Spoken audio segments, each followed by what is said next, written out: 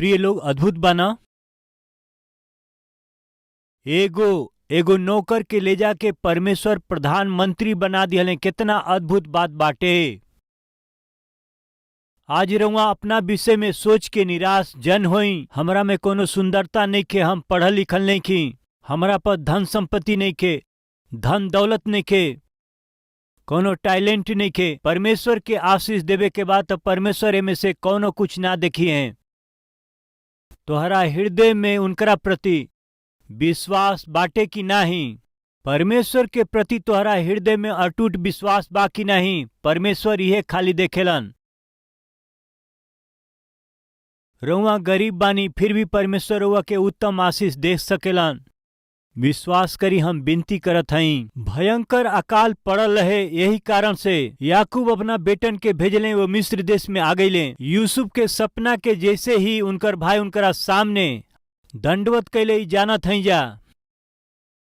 यूसुफ उन्हन लोग के साथे कठोरता के व्यवहार कैले, यो हमनी का जाने ली जा। और 10 लोगन के ले जाके जेल में डाल दिहले। फिर 10 के बाहर लिए ले, खाली एक जना के अंदर छोड़ ले। फिर 9 लोगन से कहले, तोहन लोग कहला जाना तोहार एगो भाई बिन्यामीन बना, ओके लेके आव, वो भाई के लेके आव जा, तब हम सिमोन के छोड़ब। खाली हम इतना जानल चाहते हैं कि तोहन लोग भेदिया हवा जा या सच्चा लोग हवा, यानी तोहन लोग खरा लोग हवा या दुष्ट लोग हवा। यह जाने के आशा हम करत हई।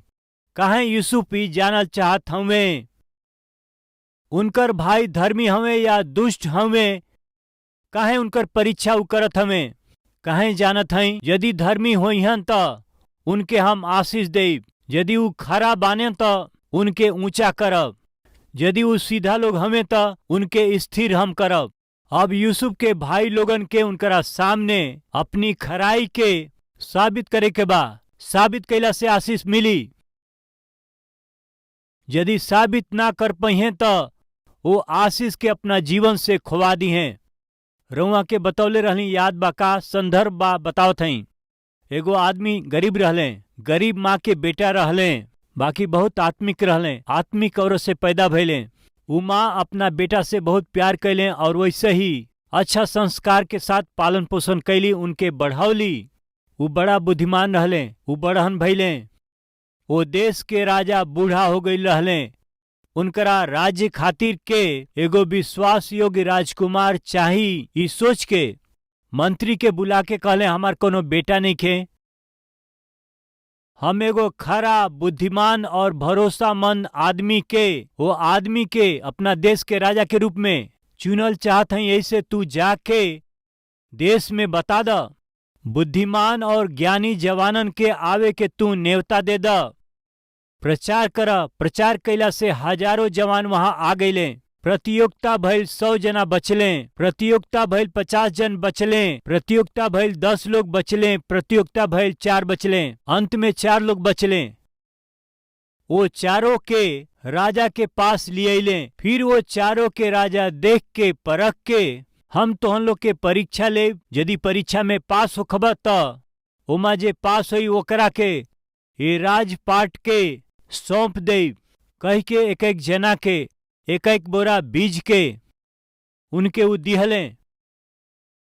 तोहके एक बोरा बीज, तोहके एक बोरा बीज, तोहके एक बोरा बीज कह के उनके दे दिहले। चारों के 4 बोरा बीज दे करके ये सबसे अधिक फसल उगा के सबसे अधिक बीज लेके आई, उनके ही ये देश के राजा होके के हम चुन ले कह के भेजले। और उनके समय भी दिहले और उ जाके बीज के बोले।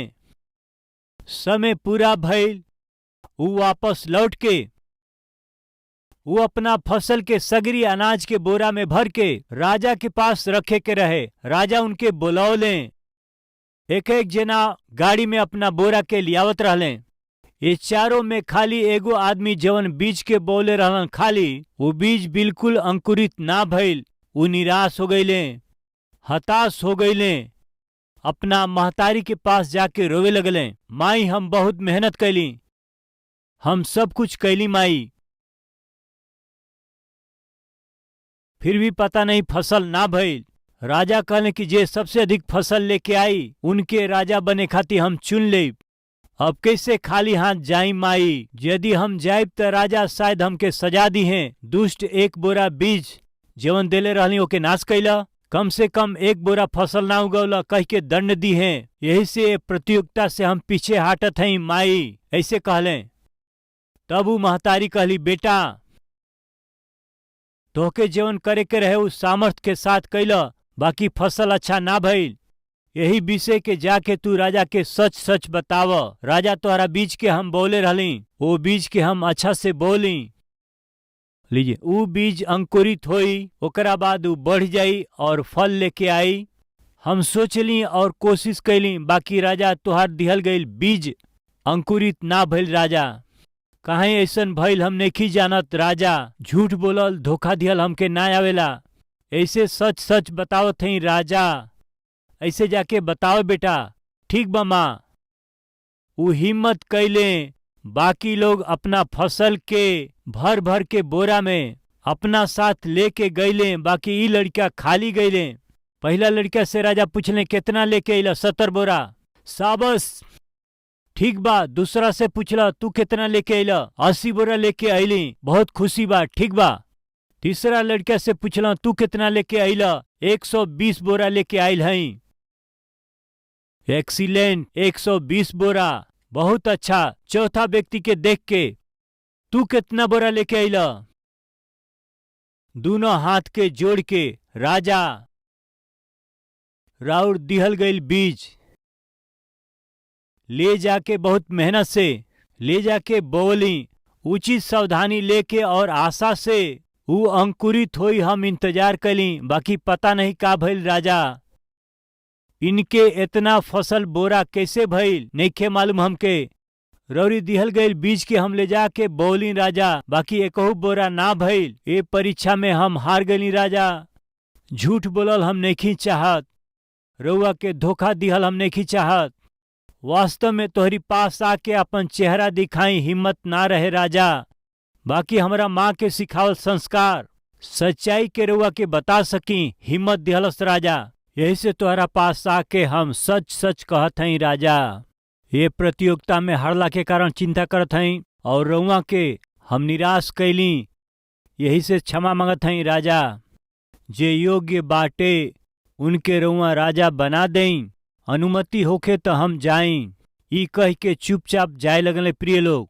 बाकी तीनों जना उनके देख के हंसत रहले और दरबार के जो लोग रहे वो हंसत रहले। जब सगरी लोग मजाक करके उनकरा पर हंसी उड़ावत रहले, तब वो सिर झुका के अपना आंख से बहत आंसू के वो रोक ना पौले। रोवत वहां से चल गईले। फाटक पार करके जैसे जात रहले, रुको।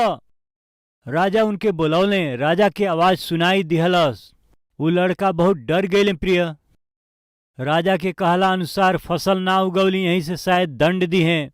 इस सोच के पीछे मुड़ के देखले और कहले कि राजा बुलौली का? हाँ बुलौली। बेटा व्यक्तित्व में तू निर्धन नहीं ख, तो हर परिवार निर्धन हो सकेला, बाकी अच्छा संस्कार के पालन करे में तू गरीब नहीं ख। वास्तव में जवन हम बीज तोहरा के देले रहली वो वास्तव में पकावल बीज रहे। पकावल गईल बीज रउआ बोइब त उ ना जामी। ई दुष्ट लोग हमरा के धोखा देवे खातिर बहुत से बोरा में अनाज लिया के ये पूरा देश के नाश करी हैं। ऐसे वो बुराई कैले, बाकी तू तो अपना धार्मिकता और सच्चाई के रक्षा करके ये देश पर शासन करे खातिर योग्य व्यक्ति के रूप में दिखाई दिहला। बेटा ये देश के तोहरा हाथ में देथई। धर्मी व्यक्ति अपना धार्मिकता के कारण वही दिन सफल भइले प्रिय। हारल उ दिखाई दिहले। वो अपना आप में सोचलन कि हम हार गइल बानी। प्रिय भाई और बहन लोग, रउआ एगो विश्वासी के रूप में जियत बहुत से विषय में हार गइल बानी सोचत हई। यदि हम विश्वासी ना होखती, हम सच्चाई पर ना होखती, हम सच्चाई के छोड़ देले रहती तो आज हम ये हाल में ना रहती। कौना हाल में? हो सकेला अच्छा बाइक होइत, शायद अच्छा कार होइत, अच्छा घर होइत, बाकी एगो अच्छा दिल राउर ना होइत। प्रिय, एगो आदमी के धन संपत्ति वाहन वस्तु ना चाही, मनुष्य में चाही अच्छाई, मनुष्य में चाही मानवता, मनुष्य में चाही दूसरा के भलाई कैला के स्वभाव। ऊ खाली धर्मी और खरा लोगन के जीवन में दिखाई देवे वाला एगो स्वभाव हवे। उस स्वभाव रउआ में बाटे तो रउआ दूसरा खाती आशीष के कारण बनब, अपना परिवार खाती आशीष के कारण बनब, अपना आसपास के लोगन खाती आशीषदायक बनब। परमेश्वर रउआ के ऐसन बना दी हैं धर्मी और खरा लोगन के मदद करे खातिर के। यहोवा परमेश्वर के दृष्टि सगरी धरती पर फिरत हवे। परमेश्वर की नजर में रउआ होई तो कितना अच्छा होई, हमनी का होखे के तो कितना अच्छा होई। यूसुफ परमेश्वर के दृष्टि में रहले, ऐसे तो अपना देश के और आसपास के देश के भोजन दे पौले। फिर का भइल? उस दिन यूसुफ का कहले, तुहार एगो भाई हमें का? हाँ, यदि सच में तोहन लोग के भाई हवन तो उनके लेके आवा जा। तोहन लोग के कहल बात सच होई तो तोहन लोग आशीष पैबा जा। ये देश में व्यापार करे के भी परमिशन हम देब, वर्क परमिट हम देब, व्यवसाय करे के परमिशन हम देब। खाली तोहन लोग ई करा, जाके अपना भाई के लेके आवा जा, तब तक सिमोन के हम रखब। ई रहे वो कहले। अबे देखली जा कि जैला के बाद वहां का भइल, सब कुछ हम रउआ के बतौली। जात समय रास्ता में एक जना गधा के चारा देवे खातिर जब बोरा के खोलने बोरा में जौना पैसा से वो अनाज खरीदले रहलन, ऊ पैसा उनकरा बोरा में ही रखल रहल। ऊ भोजन वस्तु खरीदले, बाकी वापस पैसा उनकरा बोरा में रहल। के लौटावल? यूसुफ। काहे लौटौले बताई? हम कहली ना, ऊ पश्चाताप कैले। प्रिय लोग, 20 साल पहले यूसुफ के विरोध में हमन जवन कुछ कैली, यही कारण से हमनी के जीवन में कष्ट आयल बाटे। पश्चाताप कैले। उहे पश्चाताप यूसुफ के आनंदित कैलस, उहे पश्चाताप यूसुफ के खुश कैलस। प्रिय, यदि हमन पश्चाताप करब जाता अपना कैल गुनाह खातिर प्रभु के सामने घुटना टेके के उनके खुशी होई, आनंदित होके। जवन रउआ ना सोचली, रउआ जवन ना जनली, वैसन आशीष के रउआ के प्रभु दी हैं। यह भइल रहे। ऊ भोजन वस्तु खातिर अइले, भोजन वस्तु के ऊ ले जात रहले, साथ में रुपया भी मिल गईल। कैसे संभव भइल? मुफ्त में भोजन वस्तु पौले। कैसे संभव भइल? यूसुफ उनके मुफ्त में भोजन वस्तु दिहले, फ्री में भोजन वस्तु दिहले। ऊ सब लोग मिल के जब घरे गईले, ओकरा बाद जब वो अपना बोरा के खोलने तो सबकी बोरा में से पैसा मिलल। तब का भइल? प्रिय, अच्छाई कुछ लोग के बुराई जान पड़ेला और बुराई कुछ लोगन के अच्छाई जान पड़ेला। कैसे? आई जा देखल जा। रौरी जीवन भर में कहीं भी कबहीं भी रउआ सुनले ना होखब विशेष संदेश के। परमेश्वर रउआ के जब देत हवा, आनंद लेई, अनुभव करी, आशीषदायक जीवन बिताई। मित्र लोग, बेटा जब आवत रहलन जा, बाप खुशी से, अच्छा बा हमार बेटा वापस आवत हवे, हमार बेटा आवत हवन जा। उनकर यात्रा कैसन रहल, जौना काम खातिर गइलन जा भइल की ना, उनकर कोशिश सफल भइल होई कि ना। बहुत से विचार और बहुत से सवाल, ये सब सवालन के जवाब दे सके बेटा लोग लौट के आ गए प्रिय बाप के पास। ऐसे अइला के बाद का घटना घटल, जल्दी से हम रउआ के बतावल चाहत हई। उत्पत्ति के किताब 42 अध्याय और 35वां पद। ई कह के ऊ अपना अपना बोरा में से अनाज निकाले लगले तो का देखले कि एक एक जना के पैसा के थैली उनका बोरा में रखल बा। तब रुपया के थैली के देख के ऊ लोग और उनकर बाप डेरा गईले, बहुत डर गईले। काहे डरले? मुफ्त में भोजन वस्तु मिले तो काहे डरात हव? यह बताओ थई। मनुष्य में पाप का भय होखला से उनकर कैल गेल पाप कहियो न कहियो प्रकट हो जाई। ऐसन डर मनुष्य के जीवन में भइला से, उनकरा जीवन में भला भइला से भी उनके डरावत ही रहेला। 20 साल पहले ऊ लोग जवन बुराई कैले रहलन जा, ऊ बुराई हर रोज उनके डरावत रहे। मुफ्त में खाना मिलला पर भी डर कितना बरिस पहले? 20 साल पहले। थोड़ा पीछे जाए के का? परमेश्वर कहले, याकूब, हाँ पिताजी, तू अपना पिता के नगर में अपना पिता के पास लौट जा, हम तोहरा साथे रहब। ऐसन कहला से ठीक बा पिताजी कह के निकल गए। जब वो जात रहले, ससुर के बता सकत रहले ना, ससुर जी जात हई, हम अपना पिता के घर जात हई, बतावल चाहत रहे। बतावला का डर काहे खातिर?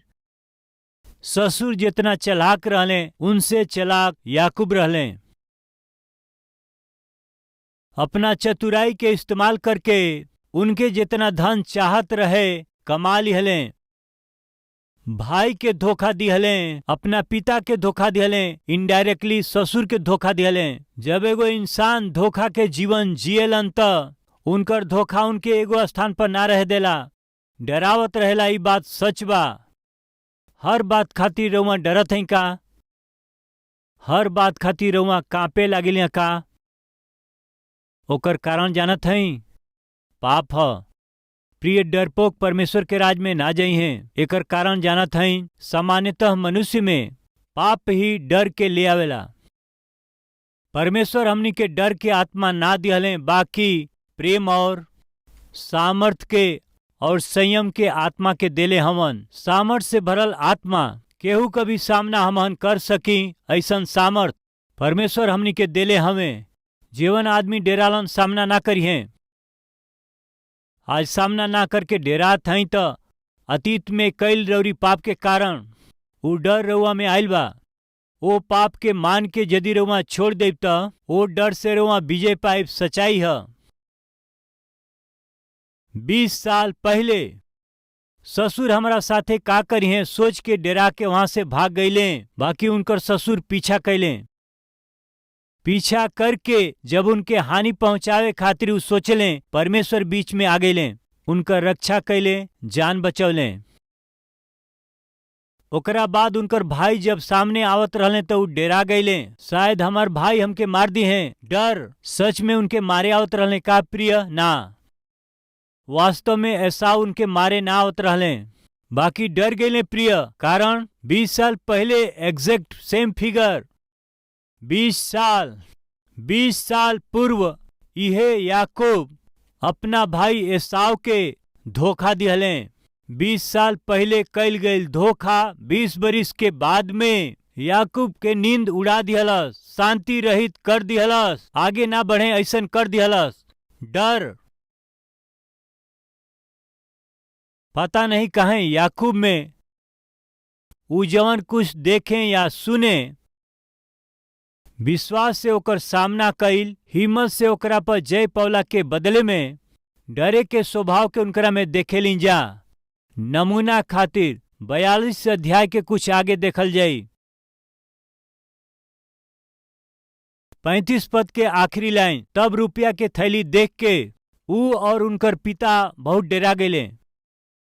तब उनकर बाप याकूब उनसे कहले कि हमरा के तुम लोग निर्वंश कर दिया जा। देखा जा, यूसुफ ना रहले और सिमोन भी ना आइले, और अब तुम लोग बिन्यामीन के भी लेके जात हव। ई सगरी विपत्ति हमरा पर आके पड़ गईल बा। तुम लोग काहे हमरा जीवन से ऐसे खेलत हव? काहे ऐसन फंसावत हव जा? काहे हमके डरवावत हव जा? काहे हमरा के ऐसन दुख देत हव जा? 20 साल पहले यूसुफ ना रहले। 20 साल पहले, कुछ सप्ताह पहले सिमोन हमारा साथे रहले। फिर मिस्र में अब सिमोन के छोड़ के आ गए जा, और अब बिन्यामीन के लेके जात हव जा। बेटा, पता नहीं काहे सब कुछ हमारा विपरीत होता, कुछ हमारा पक्ष में नइखे होत। यूसुफ तो मर गईल हमें, और सिमोन बंधक हमें, और छोटका जना बहुत प्रिय बेटा बिन्यामीन हमें। बिन्यामीन के जानत हई? यूसुफ के सगा भाई हमें। राहेल ये बिन्यामीन के जन्म के समय मर गईली। अपना प्राण के खोवा के ऊ पुत्र के उपहार के रूप में दे के चल गेली। यहाँ याकूब के पुत्र के भेंट दिहला के प्रक्रिया में वो अपना प्राण के गंवा दिहली। यूसुफ और बिन्यामीन से याकूब बहुत प्रेम करते रहले प्रिय। कारण का है कि जेकरा के वो बहुत प्रेम कैले राहेल से जन्म लिहले, काफी साल के बाद जन्मले। प्रिय याकूब सोचले कि शायद यूसुफ मर गईल हमें, वो बहुत रोले। वही दिन वो खून से भरल यूसुफ के अंगरखा के लियले त आगे पीछे सोचला बिना, परमेश्वर पर भरोसा कैला बिना मर गईले में हमार बेटा ई बोल के उ रोले प्रिय। अब वही उ लोग कहत हमें कि पिताजी जैसे रोमा कहली वैसे हम मिस्र देश में गईली। वो बहुत कठोर व्यक्ति हमें पिताजी, बहुते कठोरता के व्यवहार कैले। ओकरा बाद का भइल आई जा देखी जा 42 अध्याय 30वां पद। जवन आदमी वो देश के स्वामी हमें, वो हमनी से कठोरता के व्यवहार कैले और हमहन के देश के भेदिया कहले। तब हमनी के उनसे कहली हमहन सीधा हई, भेदिया ना हई जा। 12 गो भाई एक ही बाप के बेटा हई जा। एगो तो जात रहले और छोटका ये समय कनान देश में हमहन के पिता के पास हमें। तब वो आदमी जवन वो देश के स्वामी रहले, एकरा से मालूम हो जाई कि तोहन लोग सीधा इंसान हव जा। तोहन लोग अपना में से एक जना के छोड़ के अपना घर के स्वामी के भूख मिटावे खातिर कुछ लेके जा और अपना छोटा भाई के हमारा पास लेके आवा जा। तब हमरा के विश्वास हो जाई कि तोहन लोग भेदिया ना हव, सीधा लोग हव। तब हम तोहरा भाई के तोहन लोग के सौंप दे और तोहन लोग ये देश में लेन देन कर सकबा जा। यूसुफ जौन कहले गलत ना बा। तोहन लोग के देखला से हमके भरोसा नेखे होत। यदि तोहन लोग सीधा लोग हव तो हम तोहन लोग के आशीष देब। भोजन मांगे आइल हव जा, बाकी हम तोहन लोग के व्यापार देत हई। अपना पैर पर खड़ा हो जा कहत हई। तोहन लोग के पास जौन बाटे लागत लगा के लाभ से परिवार के पोषण कर। हम तोहन लोग के आशीष देब, बाकी साबित कर कि तोहन लोग सीधा हुआ। यह यूसुफ कहले ना, यह तो परमेश्वर कहत हमें ना। एकरा में गलत का बाटे। और जब वो पश्चाताप कैलन जा त यूसुफ के मन में हमार भाई तब पश्चाताप कैलन जा। ई सोच के जब भोजन वस्तु खरीदे उनकरा पास अइले तो उनकर मन ना मानल। हमार भाई हमरा से भोजन वस्तु काहे खरीदी हैं? हमार भाई लोग हमारा पास आके भोजन वस्तु मांगी हैं तो उनकरा से पैसा हम कैसे ले सकीला? हम ना ले सकीला। वही से उ का कैले जानत हई? जब मालूम भइल कि उनकरा भाई लोग के मन बदल गइल बा, भोजन वस्तु के ऊ फ्री में दे दी हले। यूसुफ अच्छा हमें प्रिय, हमार प्रभु अच्छा हमें प्रिय, रउआ के जीवन दी है, मुफ्त में दी है। परमेश्वर हमरा से रउआ से ऐसा प्रेम कैले कि अपना बेटा यीशु मसीह के ही हमरा खातिर रउआ खातिर दे दिले प्रिय। बाइबल कहले जे अपना निज पुत्र के ना रख छोड़ल, बाकी ऊ हम सब खातिर दे दिहले। ऊ हमनी के उनकरा साथे और सब कुछ ऊ काहे न दी है? अपना बेटा के रउआ खातिर भेंट के रूप में दे दिहलन त रउरी जरूरत के पूरा ना करिए का? जरूर करिए, बाकी साबित करे के बाकी जीवन में बदलाव आ गइल बा। परीक्षा में जब रउआ पास होई, रउआ सीधा बानी साबित हो जाई। रउआ खातिर परमेश्वर आशीष रखले हमें, ओके निश्चय रउआ देखे पाई। रउरी सोच और समझ के बाहर उत्तम आशीष के रउआ पावे जात हई, रउआ अनुभव करे जात हई। विश्वास करी। विश्वास करेली तो हमरा साथे प्रार्थना करी। आई प्रार्थना करी जा।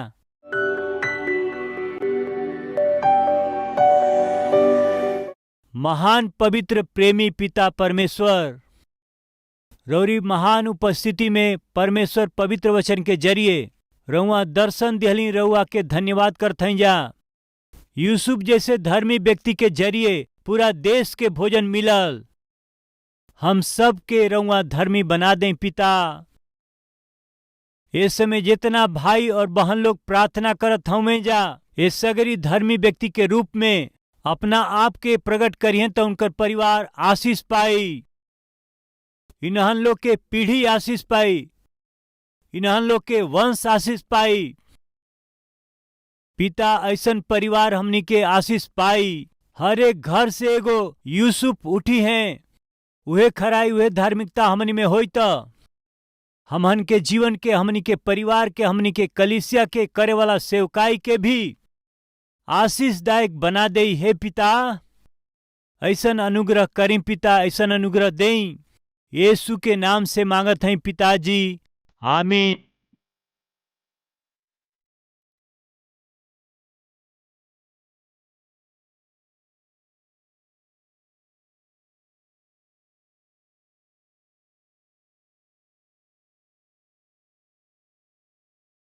Address Calvary, Post Box number 30, Kokatpalli, Hyderabad 72.